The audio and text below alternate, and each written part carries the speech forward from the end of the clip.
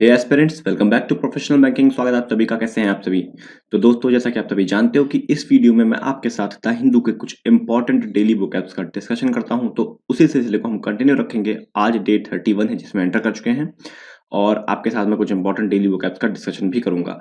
और दोस्तों, ये जो पिछले वीक की पीडीएफ है वो अभी मैं दे नहीं पाया हूँ। मोस्ट प्रोबेबली कल संडे है, कल मैं इसको आपको प्रोवाइड करा दूंगा, ठीक है, हर हालत में टेलीग्राम ग्रुप में। तो अगर टेलीग्राम ग्रुप नहीं ज्वाइन किए तो वहाँ को उस पर ज्वाइन कर लो। उसका लिंक जो है मैंने डिस्क्रिप्शन में डाल रखा है। बाकी चैनल को सब्सक्राइब कर दो, बेल आइकन को प्रेस कर दो और अपने दोस्तों के साथ वीडियो को शेयर भी कर दो। चलो स्टार्ट करते हैं आज की वीडियो को। देखते हैं आज की वीडियो में क्या है हमारे पास। तो आज हम बात करें, जो पहला वर्ड है हमारे पास वो है स्टॉर्म्ड। स्टॉर्म्ड एक वर्ब होती है। इसका मतलब क्या होता है? इसका मतलब होता है to attack a building, town etcetera suddenly and violently in order to take control. तो स्टॉर्म जब आता है तो क्या होता है? स्टॉर्म मतलब एक वो आया तूफान, तो क्या करेगा वो? पूरा मतलब एरिया में तबाही मचा देता ना। तो वही मतलब है यहाँ पे कि वॉलेंटली किसी जगह में घुसना, वहां पे तबाही मचाना, उस एरिया को अपने कैप्चर, अपने कंट्रोल में ले लेना होता है स्टॉर्म, ठीक है। सिनोनिम देखें तो अटैक करना और चार्ज लेना, और एंटोनिम देखें तो सरेंडर करना, इवैक्यूएट मतलब बाहर निकल जाना, वहां से भाग जाना, ठीक है। और सेंटेंस में इसका यूज देखें अगर, तो the mob storm through the street. तो जो मॉब थी वो रोड पे आ गई, स्ट्रीट पे आ गई। स्टॉर्म मतलब बहुत अफरा तफरी मच गई वहां पे, ठीक है। चलो आगे देखें। अगला जो वर्ड है हमारे पास है रिपग्नेंट। रिपग्नेंट एडजेक्टिव होता है। इसका मतलब होता है समथिंग इज ऑफेंसिव, डिसटेस्टेबल और ऑब्सीन। मतलब कोई ऐसी चीज ना जो अपमानजनक है, मतलब बहुत ज्यादा ऑफेंसिव है, मतलब अश्लील है, घृणित है, जिससे मतलब निगेटिव है, मान लो मतलब एक निगेटिव चीज है, ठीक है। सिनोनिम देखो इसका, तो ऑफेंसिव होना, ऑब्जेक्शनेबल होना। और एंटोनिम की बात करें तो प्लीजेंट होना, एग्रीएबल होना। रिपग्नेंट से आप कैसे याद कर सकते हो उसको? मतलब लर्न करना पड़ेगा कि रिपग्नेंट जो होता है वो एक निगेटिव वर्ड होता है। कोई चीज ऑफेंसिव होती है तो उस चीज को हम रिपग्नेंट कह सकते हैं, ठीक है। सेंटेंस देखें इसका, I found your attitude toward these women quite repugnant. तो मैंने ये देखा है कि आपका जो एटीट्यूड है इन महिलाओं को लेके, ये काफी रिपग्नेंट है, काफी मतलब अपमानजनक है। आप गंदी तरीके से देखते हो या विचार रखते हो इस चीज को लेकर, ठीक है। चलो आगे देखें। अगला जो वर्ड है हमारे पास वो है ग्रेव। ग्रेव एडजेक्टिव होता है। इसका मतलब होता है वेरी सीरियस एंड इम्पोर्टेंट। कोई चीज बहुत ही ज्यादा सीवियर है, बहुत ही इंपॉर्टेंट है। Giving you a reason to feel worried. को ऐसी चीज जो आपको रीजन दे रही है चिंता करने के लिए। कोई सिचुएशन, कंडीशन, पर्सन। जैसे मान लो कोई आता है आपके घर में तो आपको चिंता हो जाती है कभी कभी ना, बहुत, या ये आ रहा बंदा परेशान कर देगा, ऐसा टाइप। या कोई सिचुएशन है जिसमें आप फंसे हुए हो, वो बहुत सीरियस है और फ्यूचर सोच के आपको डर लग रहा है, तो द ग्रेव सिचुएशन, ठीक है। सिनोनिम देख लो, प्रोफाउंड और सिग्निफिकेंट इसके सिनोनिम हो जाएंगे। एंटोनिम को देखें तो प्रॉमिसिंग और होपफुल इसके एंटोनिम हो जाएंगे।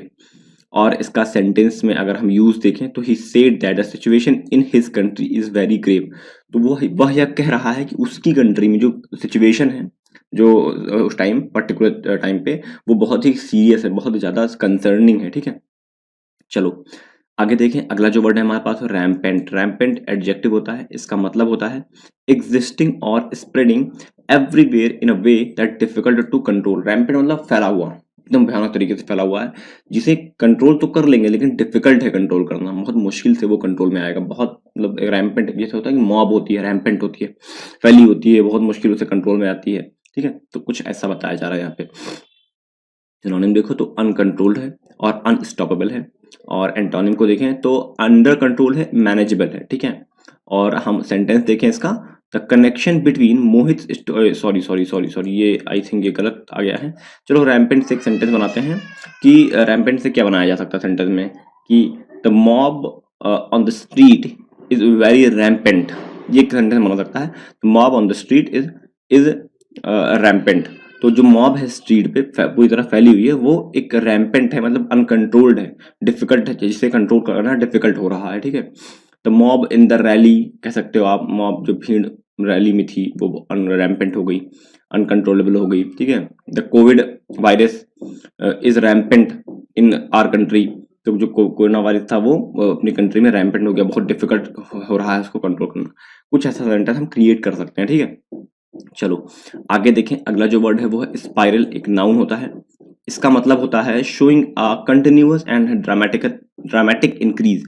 तो किसी चीज में ना स्पाइरल का मतलब क्या होता है? स्पाइरल जो होता है देखा होगा आपने, ऐसे ऐसे गोल गोल करते करते ऊपर की तरफ, स्पाइरल कॉपी आती है ना छल्ले वाली, तो वो देखो गोल गोल करते हुए ऊपर जा रहा है। तो दिखाया वो जो चीज होती है पर्टिकुलर, वो ये दिखाती है कि कंटिन्यूअस इंक्रीज या डिक्रीज, ठीक है, दोनों चीज हो रहा है लगातार, ठीक है, ये होता है स्पाइरल करना। सिनोनिम जो एस्केलेट करना, माउंटिंग करना, और एंटोनिम को देखें तो ड्विंडलिंग करना और प्लम्पटिंग करना, ठीक है।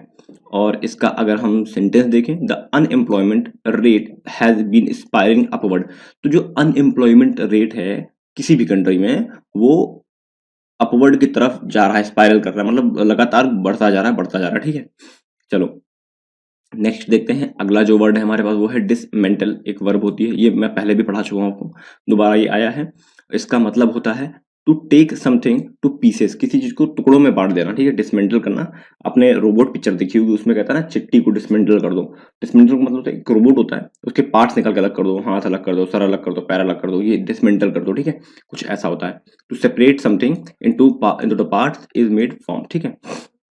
सिनोनिम देखो, डिसअसेंबल करना, डिमोलिश करना। एंटोनिम को देखें तो असेंबल करना, बिल्ड करना, ठीक है। और अगर बात करें सेंटेंस की, तो ही accuse them to trying to dismantle the country's legal system. तो उसने उसको उन लोगों को अक्यूज किया, मतलब उन लोगों को ये कहा, उन लोगों को ये उन पर ये इल्जाम लगाया टाइप कि आप कंट्री के जो रूल्स एंड रेगुलेशन बने हुए हैं, लीगल सिस्टम बने हुए हैं, उसको डिसमेंटल करने की कोशिश कर रहे हो, टुकड़ों में बांटने की कोशिश कर रहे हो, ठीक है। चलो नेक्स्ट देखते हैं, अगला वर्ड है हमारे पास इम्पार्शियली, एडवर्ब होता है। इसका मतलब होता है in a way that is based on what is experienced और seen rather than on theory. तो कोई ऐसी चीज जो हम अपने एक्सपीरियंस पे बताते हैं, दिखाते हैं, ना कि थ्योरी, किताब पढ़ के हमने नहीं बताया कि ये क्या चीज है। जैसे मैंने कुछ अपनी लाइफ में, जीवन में कुछ एक्सपीरियंस किया, उसको आपके साथ शेयर कर रहा हूँ। उसकी मैं किताब भले लिख रहा हूँ, लेकिन इस किताब को कोई दूसरा पढ़ के अगर बताए तीसरे को, तो उसको नहीं कहेंगे इम्पर्शियली, नहीं कहेंगे, ठीक है। मुझे कहेंगे कि हाँ मैं इस काम इम्पर्शियली कर रहा हूँ, क्योंकि मैंने अपनी रियल लाइफ में वो चीज़ झेली है, उसके बाद मैं उसको किताब में लिखा हूँ, ठीक है। ये होता है इसका मतलब। सिनोनिम देखो इसके, एक्सपेरिमेंटली और प्रैक्टिकली। एंटोनिम की बात करें तो थियोरेटिकली और नोटेशनली, ठीक है। उसके बाद अगर इसका हम देखें सेंटेंस, तो this belief has no impartial basis. तो ये जो बिलीफ है, इसका कोई इम्पर्शियल बेसिस नहीं, कोई थ्योरेटिकल बेसिस नहीं है, ठीक है। कोई प्रैक्टिकल मतलब बेसिस, थ्योरेटिकल नहीं कहेंगे, प्रैक्टिकल कहेंगे। कोई प्रैक्टिकल बेसिस नहीं है, बस थ्योरी है, लिखा हुआ किताब में तो वही बताया जा रहा है, इसका कोई प्रॉपर एक्सपेरिमेंट नहीं किया गया, ठीक है। कुछ ऐसा बताया गया सेंटेंस में। आगे देखते हैं, अगला वर्ड है हमारे पास एलिज। एलिज एक वर्ब होती है, इसका मतलब होता है to say that somebody has done something wrong but without having any proof that is true. तो एलिज मतलब होता है किसी पर इल्जाम लगाना, ठीक है, लेकिन आपके पास सबूत नहीं है। आप इल्जाम तो लगा रहे हो, इल्जाम होता ही है कि सबूत नहीं है, तो भी इल्जाम लगाया जा रहा है। सबूत होता तो प्रूफ हो जाता। तो इल्जाम लगाना कि ये बंदा या बंदी कुछ काम इसने किया है, कुछ गलत इसने किया है, और इसका सबूत नहीं है, बस उसको प्रूफ किया जा रहा है, ठीक है। चलो देखते हैं सिनोनिम्स का। तो सिनोनिम है क्लेम करना, असर्ट करना। एंटोनिम देखें, विड्रॉ करना, कॉन्ट्राडिक्ट करना, ठीक है। सेंटेंस देखें इसका, the two men allege that the police force them to make false confession. तो जो दो आदमी हैं वो ये कह रहे हैं कि जो पुलिस है वो उनको फॉल्स कन्फेशन, मतलब होता है जो जुर्म होता है कबूल करना, कन्फेशन करना, ठीक है। तो जो दो मैन हैं वो कह रहे हैं कि जो पुलिस है वो कह रही है कि तुम ये गुनाह कबूल कर लो, जबकि उन्होंने ये काम नहीं किया है, ठीक। तो कुछ ऐसा बता रहे हैं, ठीक है। एलिज मतलब फोर्स कर रहे हैं, एलिज मतलब इल्जाम लगा रहे हैं, ठीक है। चलो आगे देखें, अगला जो वर्ड है हमारे पास है इम्पेरेटिव। इम्पेरेटिव एक एडजेक्टिव होता है, इसका मतलब होता है वेरी इंपॉर्टेंट और अर्जेंट। कोई ऐसी चीज जो बहुत ही ज्यादा इंपॉर्टेंट है हमारे लिए, ठीक है, बहुत अर्जेंट है इस काम को, मतलब एक प्रायोरिटी सेट करो अगर, तो सबसे पहले नंबर पे आती है। तो जैसे हमारी प्रायोरिटी क्या है कि बैंक क्लर्क क्लियर करना है या बैंक पीओ क्लियर करना है, तो वो इम्पेरेटिव है हमारे लिए, ठीक है। तो कोई चीज बहुत इंपॉर्टेंट और अर्जेंट हो, वो होती है इम्पेरेटिव, ठीक है। सिनोनिम देखो, वाइटल है, क्रूशियल है। एंटोनिम की बात करें तो ट्राइवल है, ट्रिफलिंग है। ट्राइवल मतलब होता है तुच्छ, और ट्रिफलिंग मतलब कोई मतलब नहीं, उस चीज से बेकार है ना। और इसका अगर हम सेंटेंस देखें, it is imperative to study because the level, THE होगा यहाँ पे, because the level of competition is very high. तो ये बहुत ही ज्यादा इंपॉर्टेंट हो गया है कि अब हमको पढ़ाई करनी चाहिए, स्टडी करनी चाहिए, क्योंकि कंपटीशन का जो लेवल है बहुत ज्यादा बढ़ चुका है, ठीक है, पहले से अगर कंपेयर करें तो। नेक्स्ट देखें अगला जो वर्ड है हमारे पास वेंजफुल। वेंजफुल एडजेक्टिव होता है, इसका मतलब होता है हैविंग और showing the desire to punish somebody who has caused some harm to you. तो दिखाना या करना, ठीक है, एक डिजायर रखना कि किसी को पनिश करना है जिन्होंने आपको कुछ बुरा, आपके साथ कुछ बुरा किया है उनको, ठीक है, ये होता है वेंजफुल, मतलब इच्छा रखना टाइप कह सकते हो, ठीक है, कि किसी को पनिश करने की इच्छा रखना कि उन्होंने मेरे साथ गलत किया, मैं भी उनको पनिश करूंगा, ठीक है। चलो सिनोनिम देखो तो अनफॉरगिविंग मतलब माफ नहीं करना, रिवेंजफुल मतलब बदला लेने की इच्छा रखना, और एंटोनिम देखें तो फॉरगिव मतलब छोड़ देना, बेनेवोलेंट मतलब कि मतलब छोड़ देना ऐसे ही, मतलब कुछ ना करना उसको, ठीक है। और इसका सेंटेंस देखें, they turn out to be jealous and vengeful. तो वो अब जब मेरा सक्सेस देख के, बताता हूँ, एक लाइन ऐड कर रहा हूँ उसमें, मेरा सक्सेस देख के वो लोग अब जलने लगे हैं मुझसे, वेंजफुल बदला लेने की भाव आ गई है कि इसने सोच रहे होंगे कभी कुछ मेरे साथ गलत किया तो अब इसका बदला लेंगे हम इससे, ऐसा टाइप का है इसमें, ठीक है। नेक्स्ट देखें अगला जो वर्ड है हमारे पास वो है डेटरेंट। डेटरेंट एक नाउन होता है, इसका मतलब होता है something that should stop you doing something. तो कोई ऐसी चीज जो आपको किसी काम करने से रोक रही है वो होती है डेटरेंट, ठीक है, एक नाउन होता है ये। कोई कोई भी चीज, कोई चीज हो सकती है, कोई सिचुएशन हो सकती है, कोई पर्सन हो सकता है, ये सारी चीजें होती हैं डेटरेंट, जो आपको दूसरा कोई काम करने से रोक रही हो, ठीक है। सिनोनिम देखो तो हिंड्रेंस डालना, इम्पेडिमेंट डालना करना, और एंटोनिम देखो तो इंसेंटिव मतलब आपको सपोर्ट करना, और स्टिमुलस आपको वो देना, प्रोत्साहन देना, ठीक टाइप कर सकते हैं। और इसका अगर हम सेंटेंस देखें, their punishment will be deterrent to others.